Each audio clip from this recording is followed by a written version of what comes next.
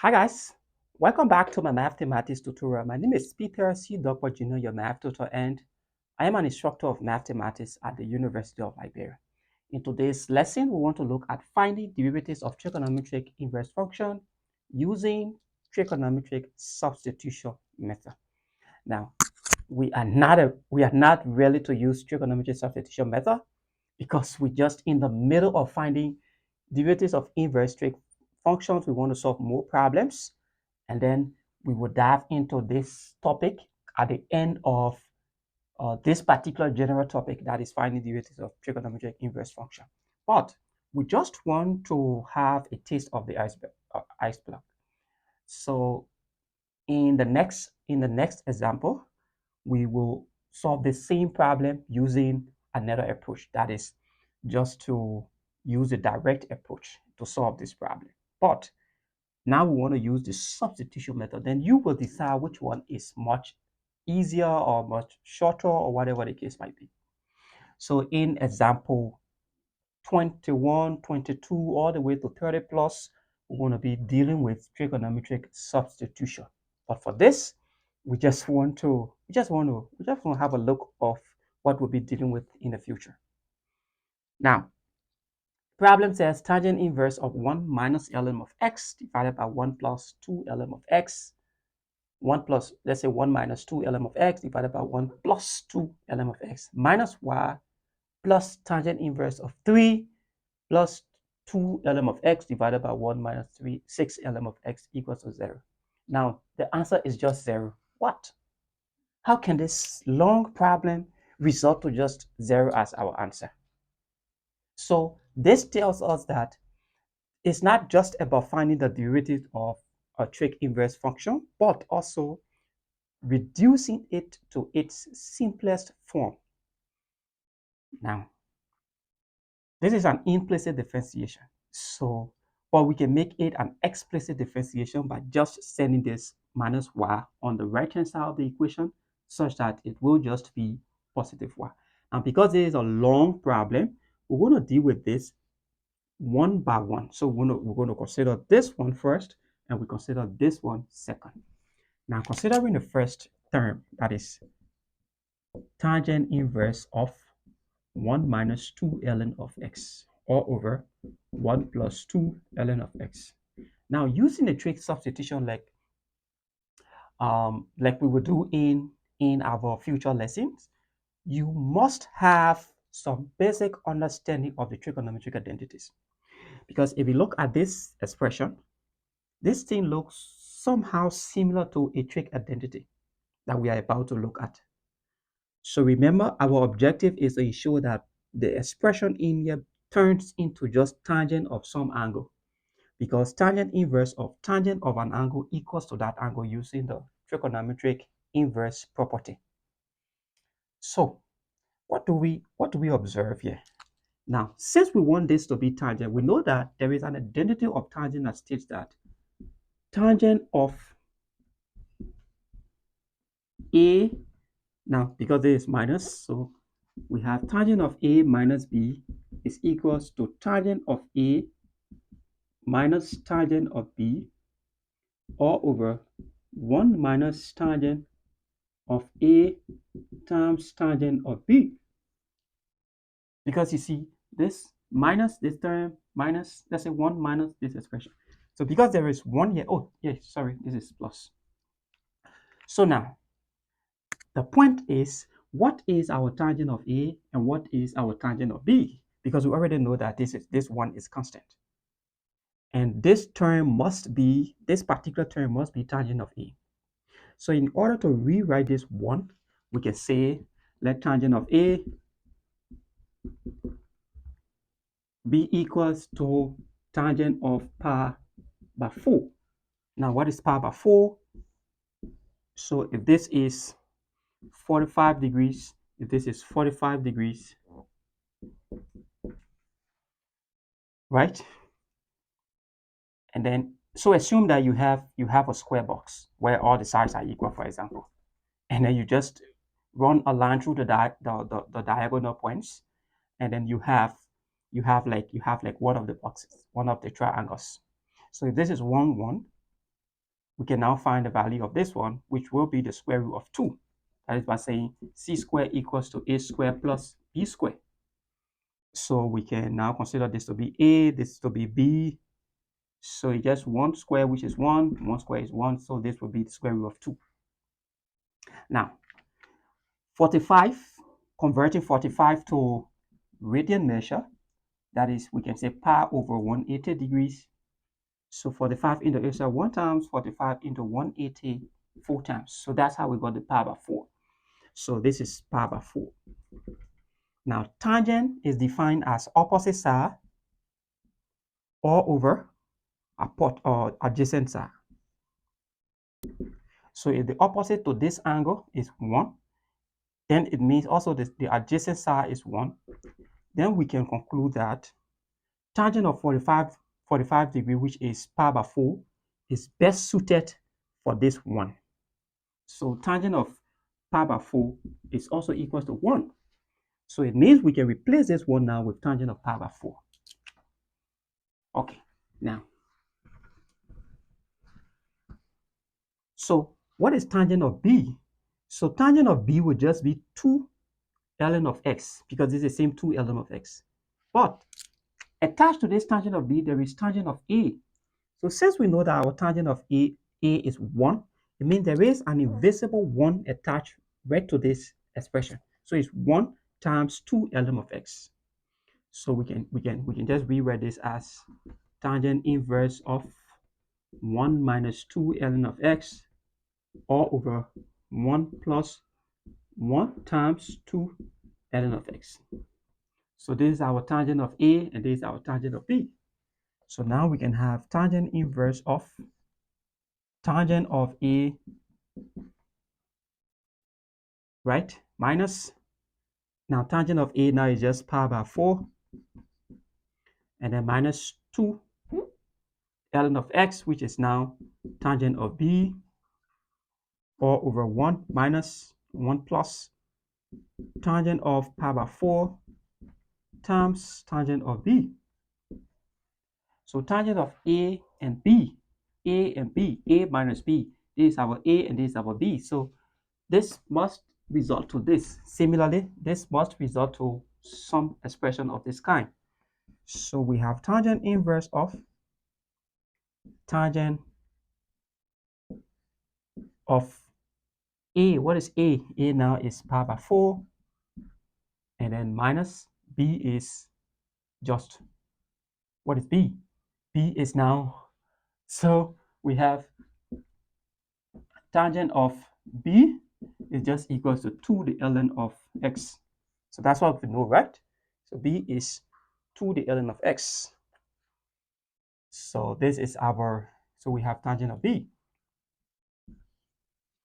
So we will have to solve for b, and we'll also have to solve for pi by 4.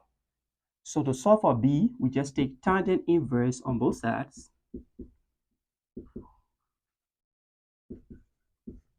So we say tangent inverse of 2 the ln of x.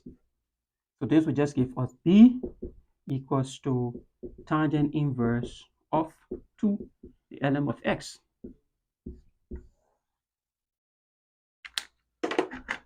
So we also have to solve for pi by 4. So if we take tangent inverse, because it is, okay, so let's do it right here. Now remember that this is just equal to pi by 4 minus b, because tangent inverse of tangent of an angle is equal to that angle, pi by 4 minus b. So assuming that we consider this first term to just be error.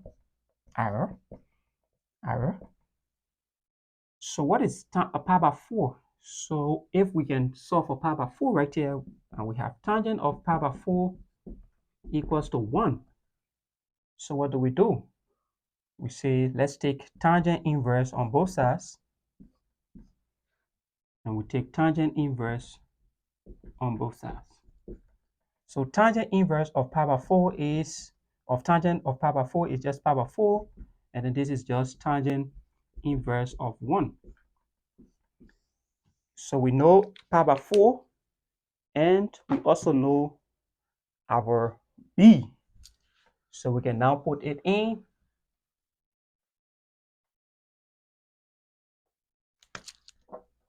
So we know that r equals to pi by 4 minus what did we have? We had b. So pi by 4 is just tangent inverse of 1, and b now is minus tangent inverse of 2, the ln of x. So let's find the derivative of r. r prime is equals, the derivative of this is a constant. Let's say the derivative of this is equal to 0 because this is a constant. So this gives us 0 minus the tangent inverse of an angle is 1 all over 1 plus that angle all square. So it's 2 ln of x all square, which of course this will lead us to, now we must also differentiate the angle. So what is the derivative of 2 ln of x? It's just 1 over x. Now remember there is a factor 2 right here. So finally we can have r prime to be 2 all over this x times 1 plus. Now if we square this, we have 4 ln square x. So this is the first one. We're just going to put that somewhere. Let's put it somewhere.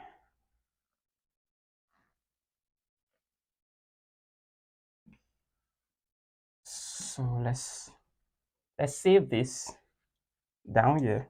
So we know that r prime is equal to 2. Now this is minus, right? There was a minus sign. So we have minus 2 all over x, 1 plus 4 ln square x. This is the first one that we need to save. Now we move to the second one, this expression. So we have tangent inverse of 3 plus 2 ln of x. Now, this can represent our tangent of A. So this can represent our tangent of A. It's 3, right? This is tangent of A. So tangent of A is equal to 3. And then 2 ln of x, this is our tangent of B. So tangent of B is equal to 2 ln of x.